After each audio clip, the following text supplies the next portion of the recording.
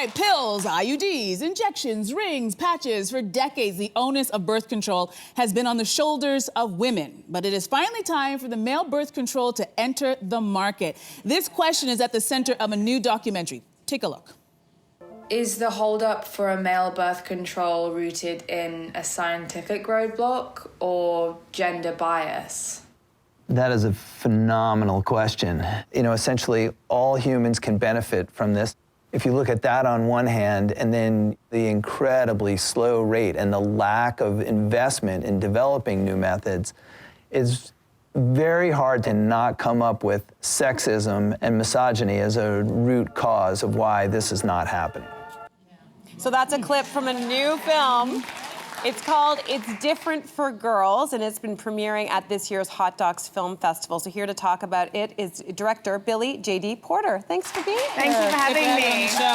Okay, so as you can hear from our audience, when women in particular hear about the male birth control, a lot of feelings come up. Sometimes it's anger, sometimes it's excitement, frustration, relief, enthusiasm. What did you want to tap into when it came to making this film? Yeah, wow. Well, I mean, I think that I've experienced all of those emotions on my own journey with birth control, and I'm so grateful that birth control exists and to have access to it, but I think we can all agree that there's a degree of sacrifice that goes into it in terms of the side effects that we've become so used to shouldering the burden of.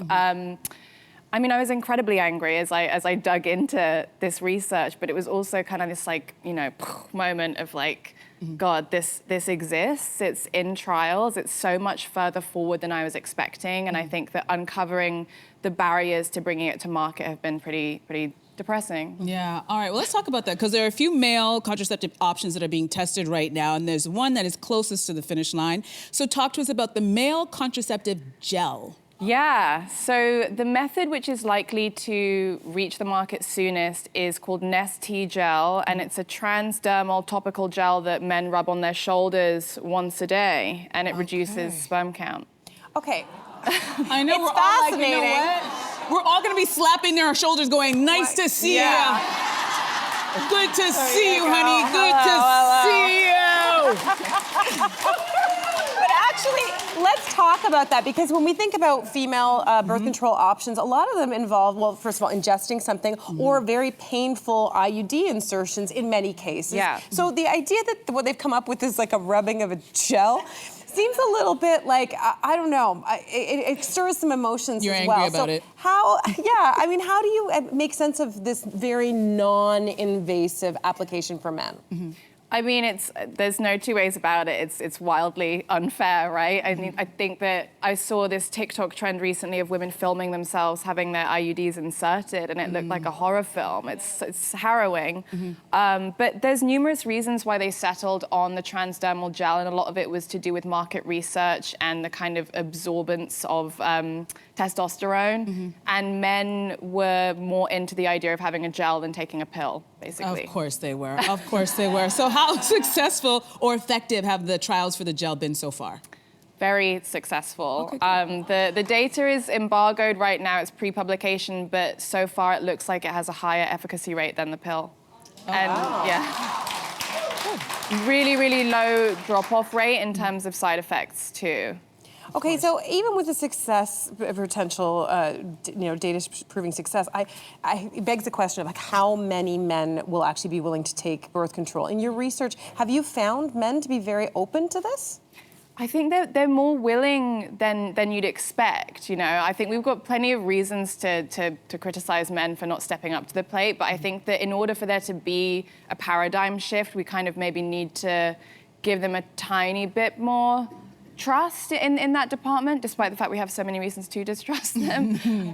But yeah, I mean, I think especially now, post-Roe, in this kind of terrifying climate that we're in, we're seeing vasectomy demand go up by over 1,000% in some red states, because men can't assume that their partner will be able to terminate a pregnancy anymore. All right, so does this gel have any side effects? Like, could it affect a man's ability to reproduce in the future? Well, in our film, actually, we have a couple who conceive as soon as they came off the gel. He's fine, okay. Yeah. Yeah. Okay, Wow. good to know. Okay. Well, for what it's worth, we actually polled our audience, and 79% of men said that they would be interested in these, or having their 70% of our audience members said that they would be interested in this, or their partners using male birth control.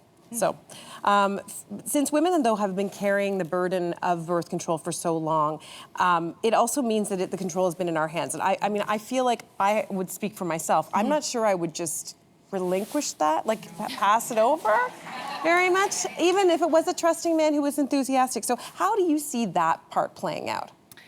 I mean, like I said, I think women have so many reasons to distrust men, period. We're living in like a time where even if you see a man put a condom on, you have to worry about if he's gonna non-consensually remove it during intercourse. We've seen so many cases of that. I don't necessarily think this is gonna be a shift where, you know, you meet someone in the club and they're like, I'm on the gel, like everything's fine. But I think I that can totally see that happening though, well, gosh. yeah, maybe. Yeah. In fact, actually, there is another male birth control in development, which is being called the happy hour pill, which is on demand. Wow. It would work half an hour after a man took it. So who knows? Maybe that is the future that we should be preparing for. Okay, all right, so we have to finish with this question, and that's on everybody's mind. How long before a male contraceptive is available on store shelves? There are so many variables, especially under the current administration. There is a phase 3, the final trial, which is about to hopefully go through, and I will say that that is going to roll out in Canada. Okay, so we'll have it. Yeah. Okay, so we'll stay tuned. Yeah. Stay tuned. Billie, it's been great having you on the show today. Thank you so much. for being Thank here. you. Fantastic conversation, it was so good. So the film is called It's Different for Girls, and you can catch it at the Hot Docs Film Festival this Friday, May the 2nd. Head to hotdocs.ca for ticket details. Hey, you, come a bit closer. We've got so many more must-see interviews, spicy debates, lifestyle tips, and pop culture moments. So subscribe to our channel by tapping the logo below and don't miss out.